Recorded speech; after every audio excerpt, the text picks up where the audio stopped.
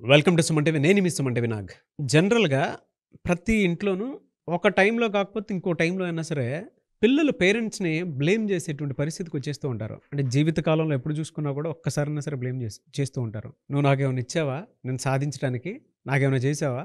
అని మాట్లాడుతూ ఉంటారు పిల్లలు. కొంతమంది "నాకేమైనా ఆస్తులు ఇచ్చావేంటి మాట్లాడడానికి?" అవును. ఆళ్ళతో ఈళ్ళతో కంపేర్ చేసి మాట్లాడతావు. వాళ్ళ పేరెంట్స్ ఇంత గొప్పగా ఉన్నారు, అంత గొప్పగా ఉన్నారు. కొంతమందేమో పొలిటీషియన్స్ అయ్యారు, కొంతమంది బిజినెస్ మ్యాన్‌లు అయ్యారు. మరి నువ్వెందుకు ఇలానే మిగిలిపోయావు అని పేరెంట్స్‌ని బ్లేమ్ గేమ్ ఆడుతూ ఉంటారు. సో, అటువంటి వాళ్ళు ప్రతి ఒక్కరు ఈ వీడియోని ఎండ్ వరకు చూడండి. డెఫినిట్‌గా ప్రతి పిల్లలకి, ప్రతి పేరెంటు చూడాల్సినటువంటి వీడియో ఇది. Coming to subject. నమస్కారం సుబ్బారావు గారు. నమస్తే అండి నాగరాజు గారు. సో, పిల్లల్లో కనుక మనం చూస్తే అండి, చాలామంది పిల్లలు బ్లేమ్ గేమ్ ఆడుతూ ఉంటారు పేరెంట్స్ మీద. సో, ప్రతి పేరెంటు, ప్రతి పిల్లవాడు తెలుసుకోవాల్సినటువంటి విషయాలు కొన్నుంటాయి. సో, వాళ్ళ పాయింట్ ఆఫ్ వ్యూ నుంచి మాట్లాడాలి అనంటే, వాళ్ళ కోసం ఏం చెప్తారు? ఈరోజు సమాజంలో నాగరాజు గారు ప్రతీదీ కూడా ఆస్తిపాస్తులు, సౌకర్యాలు దీనితోనే కంపారిజన్ మొదలైపోయింది. పిల్లలు పెద్దవాళ్ళు అయిన తర్వాత కూడా పేరెంట్స్‌ని ఆ కోణంలోనే చూస్తూ అనాథాశ్రమాలకు పంపేటువంటి సంస్కృతి బాగా పెరిగిపోయింది. సో, దీనికి సంబంధించి ఈ మధ్య ఒక స్టోరీ బాగా వైరల్ అవుతున్నటువంటి అంశం అండి. ఇది స్టోరీ అని అక్కర్లేదు. వాస్తవిక కథ అండి ఇది. వాస్తవంగా జరుగుతున్నటువంటి కథ. దీన్ని ఒకసారి నేను ఎక్స్‌ప్లెయిన్ చేసే ప్రయత్నం చేస్తా. కిషోర్ అని ఒక వ్యక్తి ఉన్నాడండి. వాళ్ళ అన్నయ్య కూతురు పెళ్లి నిశ్చితార్థం అయింది. ఆ పెళ్లి శుభలేఖలను పంచడానికి బంధువులందరికీ బయలుదేరారు వాళ్ళు. అందరి బంధువులకి శుభలేఖలను పంచుతూ ఉన్నారు. వాళ్ళ బంధువుల్లో ఒకరింటికి వెళ్లారు. ఒకరింటికి వెళ్తే అతను చాలా పెద్ద ఆఫీసర్ అండి. నెలకు 3,00,000 పైన సంపాదన. వాళ్ళ భార్య కూడా ఉద్యోగం చేస్తుంది. ఆమెకు 2,00,000 పైన సంపాదన. వాళ్ళ పిల్లలు కొడుకు, కూతురు ఇద్దరూ కూడా విదేశాల్లో సెటిల్ అయ్యారు. వాళ్ళు కూడా లక్షల్లో సంపాదిస్తున్నారండి. వాళ్ళందరూ కూర్చున్నారు. పిలవటానికెళ్ళినటువంటి వాళ్ళు, వాళ్ళ కుటుంబం, వీళ్ళ కుటుంబం కూర్చున్నారు. కుశల ప్రశ్నలు అడుగుతూ ఉన్నారు. మాట్లాడుకున్నారు. ఓ 10 నిమిషాలు గడిచింది అట్లాగా. ఇందులో కిషోర్‌కి ఒక వ్యక్తిని కోసం అలా నిరీక్షిస్తా ఉన్నాడు ఆ ఇంట్లో. కనిపించట్లా. ఎవరు ఆ వ్యక్తి అంటే ఆ ఆఫీసరు నాన్నగారు. హ్మ్. ఆళ్ళ నాన్నగారు, వీళ్ళ నాన్నగారు చాలా బంధువులు, చాలా ఆప్యాయంగా పలకరించేటువంటి వాళ్ళు. ఎప్పుడు వీళ్ళ ఊరు వచ్చినా ఆఫీసర్ తండ్రి వీళ్ళ నాన్నగారితో కలిసి అన్నయ్య, అన్నయ్య అంటూ చాలా గంటల పాటు కూర్చుని మాట్లాడుకుంటూ ప్రేమ ఆప్యాయలతో ఉంటూ ఉండేటువంటి వాళ్ళు. 10 సంవత్సరాల నుంచి కనిపించట్లా. ఇంటికి వస్తే ఇంటి దగ్గర కూడా ఆయన కనిపించలా.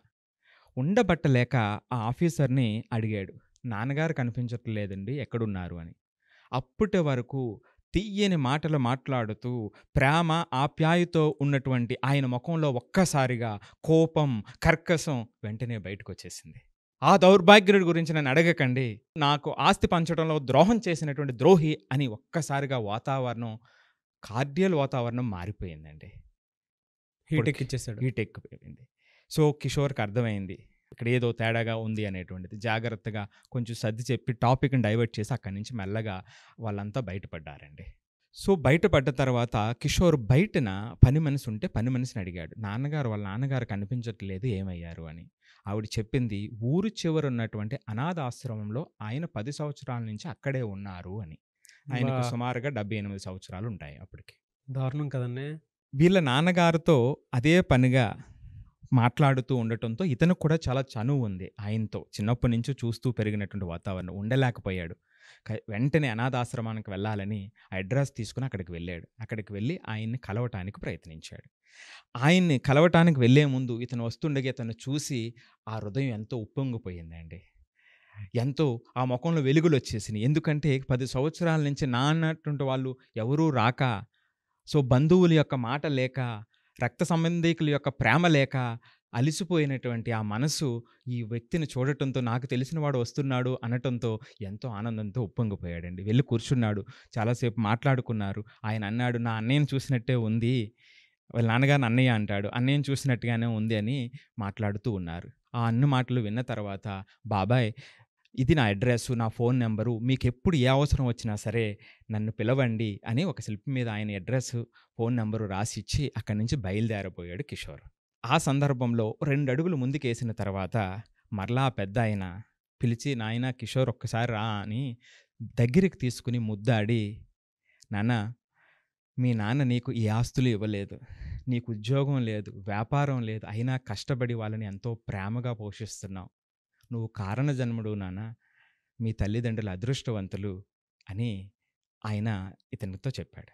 బ్లెస్సింగ్స్ ఇచ్చారు. బ్లెస్సింగ్స్ ఇచ్చాడు. సో, ఆయన కాళ్ళకి దండం పెట్టి అక్కడి నుంచి కిషోర్ వచ్చాడు. కానీ ఆయన మనసులో ఏదో తిరుగుతూ ఉంది. ఏదో చెయ్యాలి, ఏదో చెయ్యాలి అనేటువంటి తపన. 2 రోజులు ఆలోచించాడు. ఆలోచించిన తర్వాత ఒక కథను రాసి వాట్సాప్‌లో టైప్ చేసి ఆ బంధువులందరికీ, ఈయన బంధువులు ఎవరైతే ఉన్నారో ఆ పిల్లలు, మనవళ్ళు వీళ్ళందరూ ఎవరైతే ఉన్నారో వాళ్ళందరికీ ఆ కథను పంపించాడండి. సో, వాహ్! పంపించిన తర్వాత 10 రోజుల తర్వాత కిషోర్‌కి ఫోనొచ్చింది. ఎక్కడి నుంచి అంటే ఈ పెద్దాయన దగ్గర నుంచి. నాయనా కిషోర్, నువ్వొచ్చి ఎళ్ళిన తర్వాత ఏ దేవుడు కరుణించాడో తెలీదు.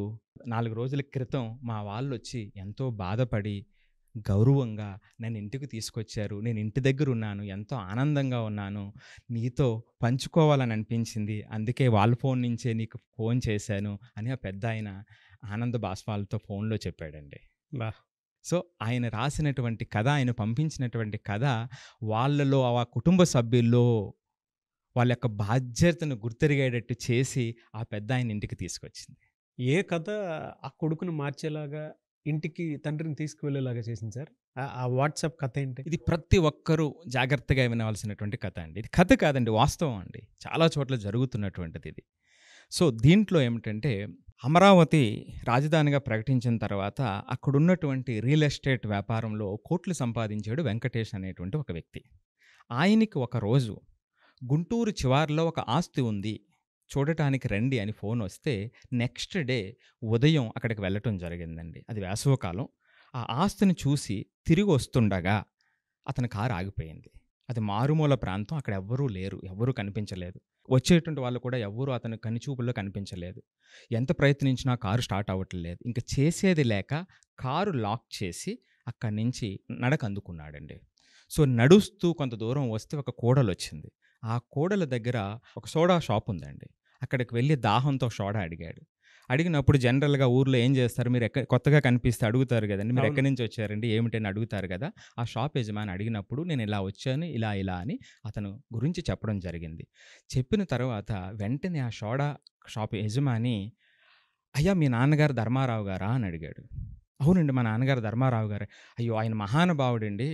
ఒక్కసారి మీరు ఎండలోనే ఉన్నారు, లోపలికి రండి" అని చెయ్యి పట్టుకుని లోపలికి తీసుకెళ్ళి ఫ్యాన్ కింద కూర్చోబెట్టి సోడా ఇచ్చాడండి.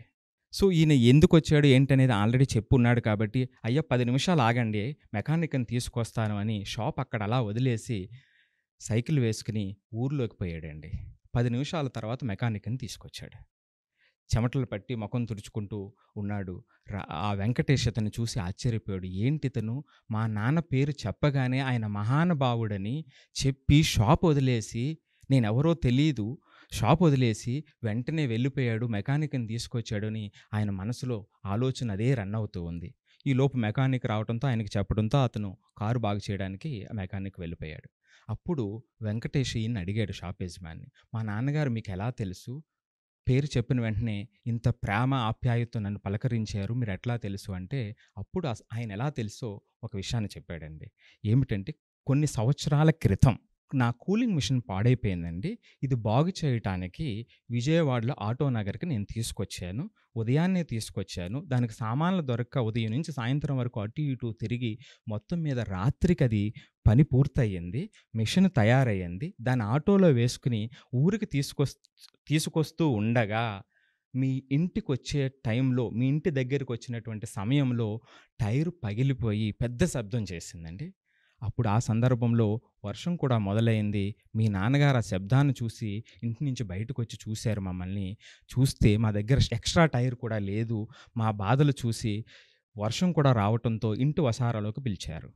మేము ఆ లోపలికి వెళ్ళిన తర్వాత నేను ఉదయం నుంచి ఈ బాధల్లో పడి డబ్బులు లేక నేను భోజనం చేయలేకపోయానండి. కళ్ళు తిరిగి అలా తూలబోతే నన్ను అర్థం చేసుకొని ప్రేమగా నన్ను లోపలి ఇంట్లోకి తీసుకెళ్ళి భోజనం పెట్టి రాత్రి పడుకోవడానికి అక్కడే ప్లేస్ ఇచ్చారండి. సో, ఆయన మహానుభావుడండి. దేవుడండి ఆయన. నేనెవరో ముక్కు మొఖం తెలియకపోయినా నాకు అవసరం ఏర్పడింది కాబట్టి లోపలికి తీసుకెళ్ళి చేసినటువంటి ఆయనండి. నా జీవితంలో ఆయన్ని మర్చిపోలేను అని చెప్పాడండి. ఈలోపు మెకానికరు కారు రెడీ అయిందని రావటంతో కారు తీసుకొని వెంకటేష్ బయలుదేరాడు. కానీ ఆయన మనసులో ఇదే ఆలోచనలు. ఏంటి ఒక్కరోజు భోజనం పెడితేనే ఆయన నా మీద అంత ప్రేమ, ఇన్ని సంవత్సరాలైనా సరే నా మీద అంత ప్రేమ చూపించాడే ఏంటి అని అతనికి ఆ రోజంతా అదే ఆలోచనలు. ఏ సంబంధం లేనటువంటి వ్యక్తికి ఒక్క పూట భోజనం పెట్టి ఒక్క రాత్రి పడుకోవడానికి ఆశ్రయం ఇస్తేనే ఇన్ని సంవత్సరాలైనా సరే ఇంత ప్రేమ ఆప్యాయతను పంచుతున్నాడే. ఒక వీధి కుక్కకి ఒక్క పూట భోజనం పెడితే మనం ఎన్నిసార్లు అక్కడికొచ్చినా సరే మన చుట్టూ తోక ఆడిస్తూ విశ్వాసంతో ఉంటుందే. అలాంటిది నేను ఆకలిగా ఉండేటప్పుడు ఎన్నిసార్లు నా తండ్రి ఎన్ని వేల సార్లు భోజనం పెట్టుంటాడే. నా సుఖం సౌఖ్యం కోసం ఎన్ని కష్టాలు పడుంటాడే. నేను ఈ స్థితికి రావటానికి ఎన్ని త్యాగాలు చేసుంటాడే. ఇవేమీ నేను గుర్తించుకోకుండా కనీసం ఆ వీధి కుక్క చూపించేటువంటి విశ్వాసం, కృతజ్ఞత కూడా నా దగ్గర లేకుండా నిర్దాక్షిణ్యంగా నా తండ్రిని అనాథాశ్రమంలో జాయిన్ చేసేసేనే. ఆయన చూసుకునేటువంటి పరిస్థితి కూడా నాకు లేకుండా అంత అహంభావంతో నేను ఉన్నానే అని మదన పడుతూ రాత్రంతా ఎక్కి ఎక్కి ఏడుస్తూ ఉన్నాడండి. ఎప్పుడు తెల్లారుతుందా, తండ్రిని తీసుకొద్దామా అనేటువంటి ఆలోచన అతనిలో బయలుదేరిందండి. తెల్లవారింది. కుటుంబ సభ్యులందరినీ తీసుకుని వెళ్ళి అనాథాశ్రమానికి వెళ్ళి తండ్రి కాళ్ళ మీద పడి నన్ను క్షమించు అని అడిగి అతన్ని సగౌరవంగా ఇంటికి తీసుకొచ్చాడండి. ఇది ఆయన రాసినటువంటి కథ అండి. బా! ఇది నేను ఒక ఆర్టికల్ చదివానండి. సో నాకు వెంటనే కళ్ళు చెమర్చాయి. అంతేకాకుండా ఇది ఈ రోజున చాలామందికి అవసరం అని కూడా అనిపించింది. నేను అందుకే అందరికీ తెలుస్తున్న ఉద్దేశంతో దీన్ని చెప్పడం జరిగిందండి. But great sir. అంటే రియల్ లైఫ్లో కూడా చాలామంది అటువంటి పేరెంట్స్ పిల్లల కోసం చేసినటువంటి త్యాగం ఉంటుంది చూసారా. కొన్నిసార్లు వాళ్ళు లేని స్థితిలో పిల్లలకు తెలిసినటువంటి సందర్భాలు కూడా చాలా ఉన్నాయి. బెస్ట్ ఎగ్జాంపుల్ ఒకటి చెప్తాను. నేను ఈ మధ్యకాలంలోనే సుధాకర్ పైప్స్ మన జయదేవ్ గారు ఇంటర్వ్యూ చేశాను. ఆయన ఒక మాట అన్నారు. వాళ్ళ ఫాదర్ వీళ్ళకి తెలియకుండా మదర్ నగలన్నీ తాకట్టు కూడా కాదు, మొత్తం అమ్మేసి ఆ టైంలో, అంటే వీళ్ళు ఒక 50,000 పెట్టి బిజినెస్ స్టార్ట్ చేస్తే, ఆ కాలంలో 50,000 పెట్టి బిజినెస్ స్టార్ట్ చేస్తే, అంటే 50,000 కూడా లేక ఆ రోజు చుట్టుపక్కల ఉండేటువంటి వాళ్ళందరినీ అడిగితే సో ఇవ్వనని చెప్పేసానంటే, మదర్ పర్లేదు నగలు తాకట్టు పెట్టేయటం కాదు, డైరెక్ట్గా అమ్మేసేయండి అని చెప్పేసి చెప్పారట. సో జయదేవ్ గారి ఫాదర్ ఏం చేశారంటే నగలు తాకట్టు పెట్టడం కూడా అమ్మేసిన తర్వాత వచ్చిన డబ్బు తీసుకొని వ్యాపారం మళ్ళీ స్టార్ట్ చేశారు. అయితే జయదేవ్ గారికి ఎప్పుడు తెలిసిందే, వీళ్ళ ఇంట్లో ఎవరో వర్క్ చేసేటువంటి ఒక అతను పలానా షాప్లో గోల్డ్ తాకట్టు పెట్టారని చెప్పేసి అని అంటే, ఈయన వెళ్ళి సరే విడిపించుకొద్దాము అనేటువంటి దృక్పథంతో వెళ్ళారట. అప్పుడు చెప్పారట, మీ నాన్నగారు పలానా కదండి అని చెప్పేసి జయదేవ్ గారిని క్వశ్చన్ చేశారట. ఆ రోజు తెలిసిందంట, ఓహో ఇలా నాన్నగారు మాకు తెలియకుండా నగలు తాకట్టు నగలు మొత్తం ఇక్కడ అమ్మేశారా అని చెప్పి వెక్కి వెక్కి ఏడ్చారు ఇంటర్వ్యూలో ఆయన. అంటే మా ఫాదర్ ఎంత త్యాగం చేశారు అండ్ ఈ రోజుకి అన్ని కంపెనీ పేర్ల మీదే ఉన్నాయి, కానీ మా మదర్ ఇచ్చినటువంటి 48 acres మాత్రమే మా ముగ్గురు అన్నదమ్ములం మేము చూసుకుంటూ ఉన్నాము, మా మదర్ ఇచ్చింది అది అని చెప్పేసి దాన్ని బాగా చూసుకుంటాం. అంటే వాళ్ళు చేసిన త్యాగము పేరెంట్స్ పోయిన తర్వాత కొంతమంది పిల్లలకు తెలుస్తూ ఉంటుంది. ఆయన చాలా వెక్కి వెక్కి ఏడుస్తూ ఒక మాట అన్నారు, అంటే వాళ్ళు బాగా చూసుకున్నారులేండి పేరెంట్స్ని, అదే అందరికీ తెలిసిందే. కాకపోతే అది కూడా దాచిపెట్టి మమ్మల్ని ఆ కష్టం కూడా మైండ్లోకి రానియకుండా చేశారే అని చాలా బాధపడ్డారు. కుదిరితే నేను ఫోటో కూడా వేస్తాను సార్ది, వీడియో. మీరు ద CEO బుక్ అని చెప్పేసి నేను ఆయన ఇంటర్వ్యూ చేశాను. పూర్తి ఇంటర్వ్యూ చూస్తే మీకు తెలుస్తుంది. చాలా మంచి ఇంటర్వ్యూ, చాలా బాగుంటుంది. అంటే పేరెంట్స్ వాల్యూ, కుటుంబం వాల్యూ ఆ వీడియో చూస్తే మీకు చాలా అర్థమవుతుంది. మీరు ఇప్పుడు చెప్పారు కదా, అది ప్రతి ఇంట్లోనూ ఉండేటువంటి విషయం అన్న. ఇందులో మీరు లాస్ట్లో ఒక మాట అన్నారు, అంటే మనం తెలియకుండానే చాలామందికి హెల్ప్ చేస్తూ ఉంటాము, దానం చేస్తూ ఉంటాము, తెలియకుండానే అన్నెసెసరీ వాటికి ఇంట్లోనే ఎక్కువ ఖర్చు చేసేస్తూ ఉంటాం. కానీ పేరెంట్స్ మీద పైసా పెట్టడానికి చాలా చాలా చాలా చాలా నీచంగా ఆలోచించేటువంటి వాళ్ళు చాలామంది ఉన్నారు. అవునండి. ఇవాళ ఎంత నెగిటివ్ అంటే ఇంట్లో ఉన్న తండ్రి మీదే నెగిటివ్ కామెంట్స్ పెట్టేటువంటి వాళ్ళు ఉంటారు. అంటే మాట్లాడేటువంటి భాష కూడా అలానే ఉంటుంది కొంతమందిది. వీళ్ళు ఏమైనా చేస్తారా అని అంటే వీళ్ళెప్పుడు వేరే వాళ్ళని ద్వేషించడం కోసం పుట్టారన్నట్టే ఉంటారు. అంటే అందులో డిగ్రీలు సంపాదించుకొని ఉంటారు, కానీ మానవత్వంలో కానీ కుటుంబ విలువల్లో కానీ ఎక్కడ చూసినా కూడా ఇంచెత్తు ఇది కూడా ఉండదు.